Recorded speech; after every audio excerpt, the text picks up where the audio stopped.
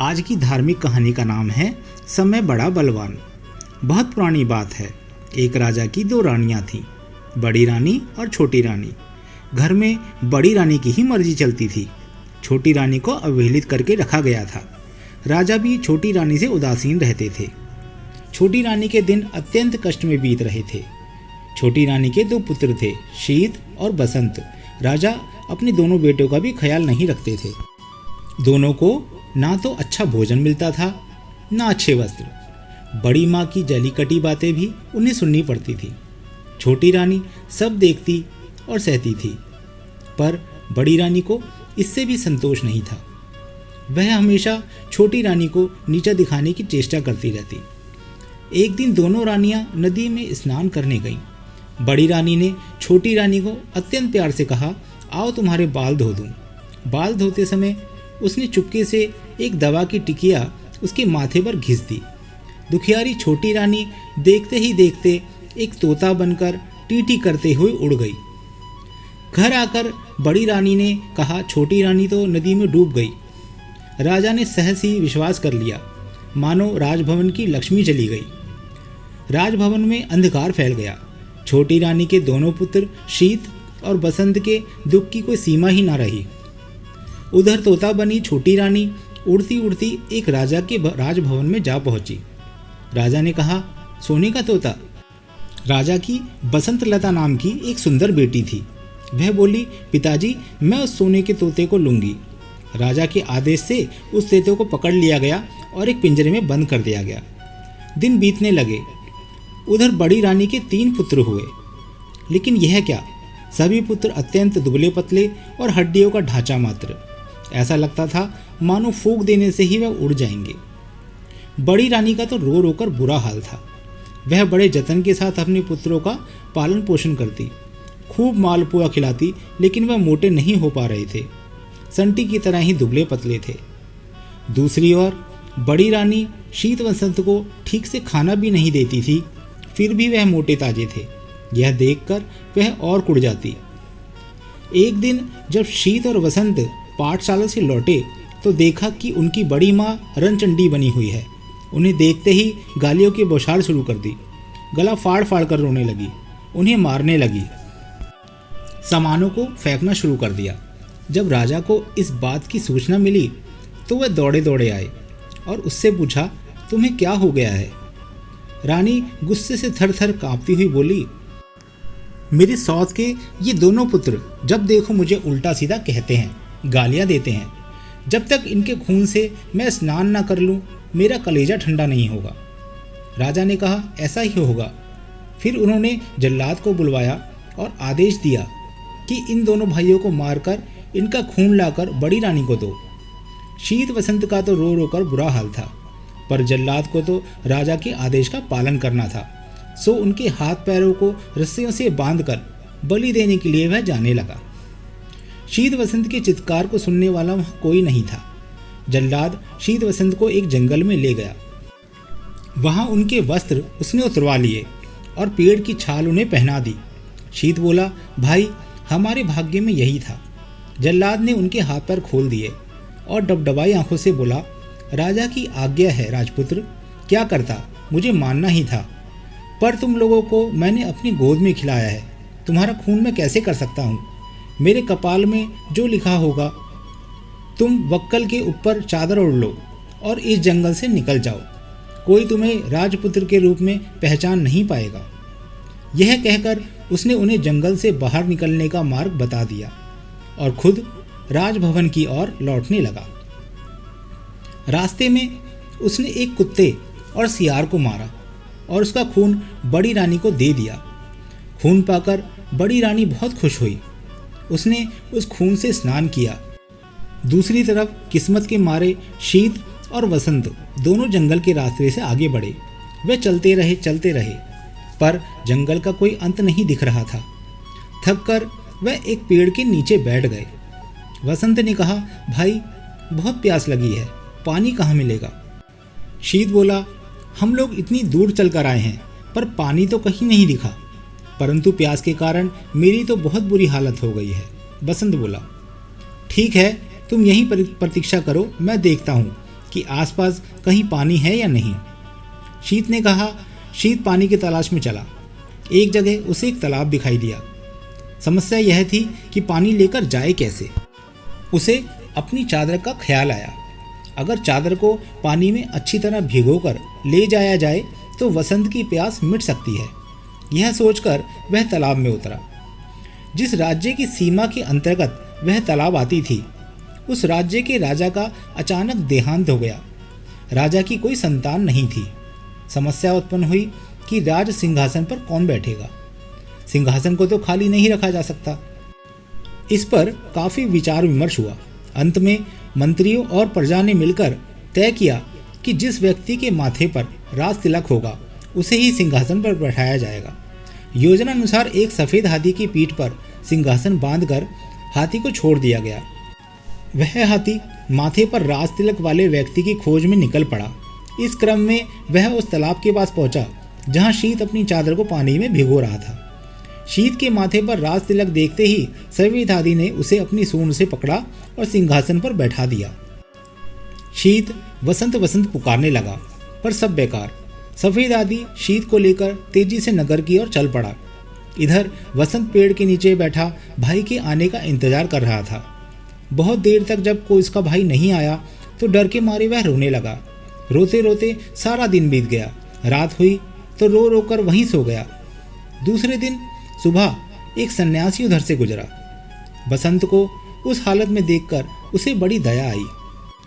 उसने उसे गोद में उठा लिया और जंगल में बनी अपनी कुटिया में ले गया। उधर सफेद हाथी शीत को लेकर उस राज्य की प्रजा के समक्ष उपस्थित हुआ। सभी ने नए राजा का स्वागत किया। शीत को सिंहासन पर बिठाया गया और उसे राज तिलक लगाया गया। शीत को कुछ समझ नहीं आ रहा था कि क्या हो रहा है। उसे रह रहकर अपने भाई वसंत की याद आ रही थी।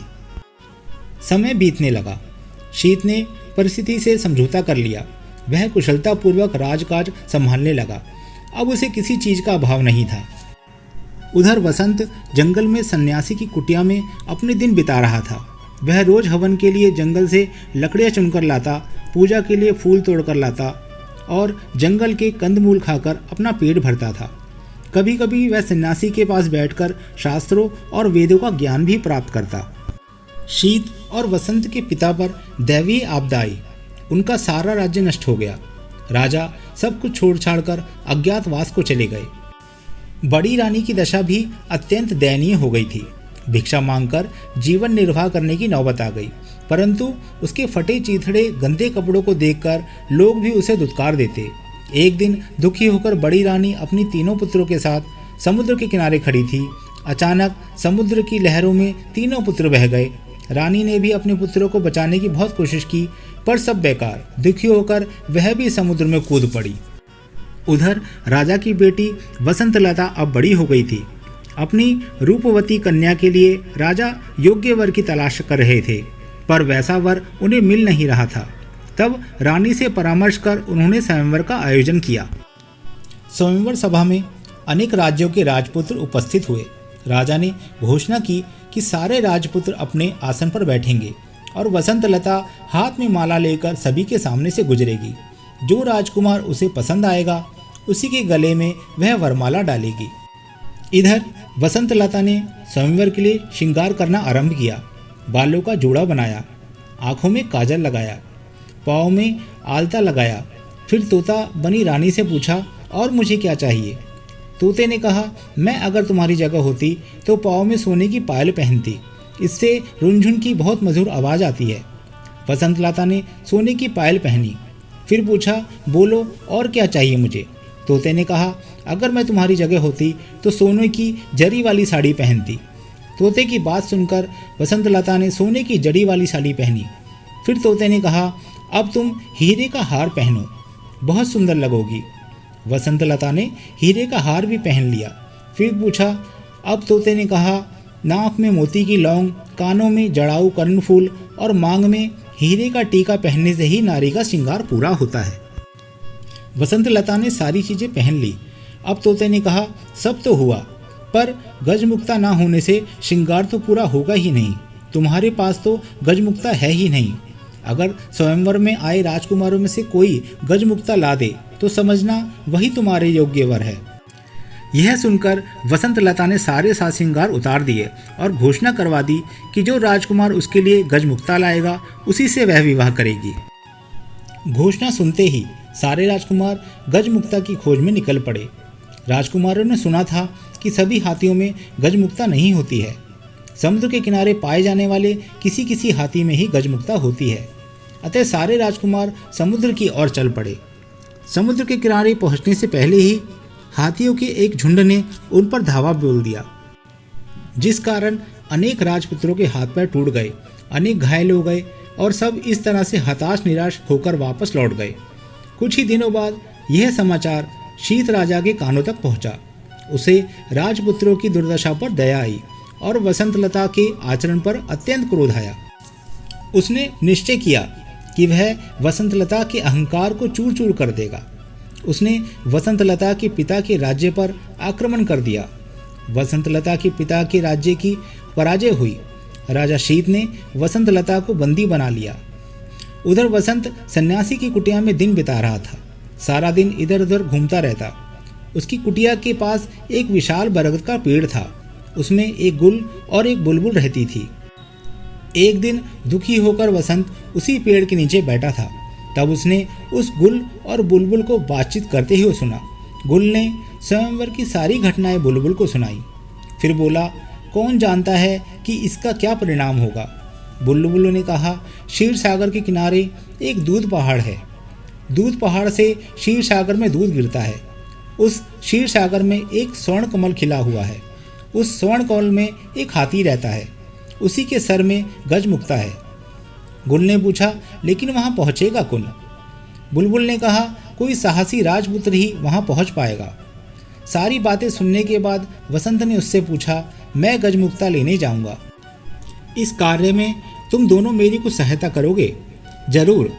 पहले तुम सन्यासी के पास जाकर उसका त्रिशूल लेकर आओ, फिर सेमल के पेड़ के पास जाकर राजपुत्र के वस्त्र मांगो। सारी चीजों की प्राप्ति ही तुम्हें हो जाएगी, गुल और बुलबुल ने उससे कहा। वसंत ने सन्यासी से त्रिशूल ले लिया, सेमल के पेड़ से राजवस्त्र प्राप्त किए और उन्हें पहनकर समुद्र की ओर चल पड़ा। क्षीर सागर पहुंचकर उसने देखा कि स्वर्ण कमल के बीच दूध की तरह सफेद एक हाथी के सिर पर गजमुक्ता है। गजमुक्ता की रोशनी से चारों तरफ उजाला फैला हुआ है। वसंत उस सफेद हाथी की पीठ पर कूदा। जैसे ही उसने सफेद हाथी के सिर पर त्रिशूल को रखा, वैसे ही सागर, स्वर्ण कमल और सफेद हाथी सब गायब हो गए। वहां केवल एक कमल का फूल खिला हुआ था। उसके अंदर गजमुक्ता की माला थी। मनुष्य की आवाज में कमल ने उससे पूछा, निश्चय ही तुम राजपुत्र हो, कौन सा राज्य है? वसंत ने कहा, मैं राजपुत्र नहीं हूँ, एक सन्यासी के साथ जंगल में रहता हूँ। ठीक है, तुम गजमुक्ता को अपने सिर पर और मुझे अपने हृदय में रखो। वसंत लता के साथ तुम्हारा ही विवाह होगा और तुम्हारा जीवन सुख से बीतेगा। वसंत क्षीर सागर के बालू पर चलता हुआ वापस लौटने लगा। तभी उसे कुछ आवाजें सुनाई पड़ी। हम लोगों को भी अपने साथ ले चलो। वह भौचक्का होकर चारों ओर देखने लगा। उसे आसपास कोई दिखाई नहीं दे रहा था। वह आगे बढ़ा तो फिर वैसी ही आवाज आई। उसने गौर से बालू को देखा तो उसे लगा उसके पैर के पास बालू के अंदर से आवाजें आ रही हैं। उसने त्रिशूल से वहां बालू को हटाया तो देखा कि वहां सोने की 3 मछलियां हैं। वह उन्हें अपने साथ लेकर चल पड़ा। इधर शीत शिकार खेलने निकला था। एक दिन सारा दिन भटकने के बाद भी उसके हाथ एक भी शिकार न लगा। थक कर वह एक पेड़ के नीचे बैठ गया। अचानक उसे याद आया कि वह अपने भाई वसंत को इसी पेड़ के नीचे छोड़कर पानी लाने के लिए गया था और फिर एक हाथी उसे एक राज्य में ले गया था। फिर वह कभी शायद इस जगह लौटकर नहीं आ सका था। वसंत का क्या हुआ? वह कहाँ गया होगा? क्या वह जीवित होगा? यह सोचकर वह रो पड़ा। अपने राजभवन में लौटने के बाद भी वह केवल वसंत के बारे में ही सोच रहा था। वसंत गजमुक्ता लेकर वसंत लता के राज्य में गया तो उसे वहां पता लगा कि शीत राजा ने वसंत लता को बंदी बनाकर अपने राज्य ले गया है। वसंत सीधा शीत राजा के राजभवन में जा पहुंचा। राजा के अंगरक्षकों को 3 सोने की मछलियां देकर बोला, अपने राजा से कहो कि वसंत लता को छोड़ दे। लेकिन शीत राजा तो अपने भाई के शोक में डूबा अपने कमरे का दरवाजा बंद कर अंदर बैठा हुआ था। राजा की आज्ञा की प्रतीक्षा में वसंत 7 दिनों तक हाथ में त्रिशूल लिए सिर पर गजमुक्ता रखे राजमहल के सामने बैठा रहा। 8वें दिन राजा शीत थोड़े सामान्य हुए तो दासियां सोने की मछलियों को काटने बैठी, लेकिन आश्चर्य, मछलियां बोल उठी, हमें ना काटो, हम राजा के भाई हैं। अंगरक्षकों ने जब शीत राजा को वसंत की बात बताई तो वह स्वयं राजभवन से बाहर आए। वहां अपने भाई वसंत को देखा तो दौड़कर उसे अपने गले लगा लिया। तभी वह दासियां उन बोलने वाली मछलियों को लेकर राजा के पास पहुंची, लेकिन ये क्या, शीत के हाथ लगाते ही तीनों मछलियां 3 मनुष्यों में बदल गईं। उन्हें देखते ही वह पहचान गए, वह बड़ी रानी के पुत्र थे, शीत वसंत के सौतेले भाई। शीत वसंत ने बड़ी रानी और राजा के दुर्भाग्य की सारी बातें उनसे सुनी। उनकी आंखों से आंसू बहने लगे। पांचों भाई आनंदपूर्वक राजमहल में रहने लगे। शीत अपने भाई वसंत के विवाह की तैयारी करने लगा। उसने वसंत लता के पिता के पास समाचार भेजा कि उन्हें मुक्त किया जा रहा है। पिंजरे के तोते ने वसंत लता को खुशखबरी दी, गजमुक्ता लेकर राजपुत्र आ गया है। वसंत लता बोली, जानती हूँ। उसी समय एक दासी दौड़ती हुई आई और उसने प्रसन्नतापूर्वक कहा कि गजमुक्ता लाने वाला राजपुत्र राजा शीत के ही भाई हैं। वसंत लता बहुत खुश हुई। उसने तय किया कि वह अपने प्रिय तोते को आज अपने हाथों से स्नान कराएगी। उसने कपिला गाय के दूध में कच्ची हल्दी को पीसकर दूध में मिलाया और उससे तोते को स्नान कराने लगी। इस क्रम में वसंत लता के हाथ से तोते के माथे की दवाई पुज गई। देखते ही देखते तोता एक सुंदर नारी में बदल गया। वसंत लता ने आश्चर्य से पूछा कि तुम कौन हो, परी हो या देवी? वह बोली, मैं राजरानी हूँ, शीत और वसंत मेरे ही बेटे हैं। उसके बाद उसने अपने साथ घटी सारी बातें उसे बता दी। अगले दिन वसंत लता के साथ वसंत का विवाह धूमधाम से संपन्न हुआ। विदा के समय वसंत लता ने अपने पिता से कहा, मैं पालकी में अकेले ही जाऊंगी।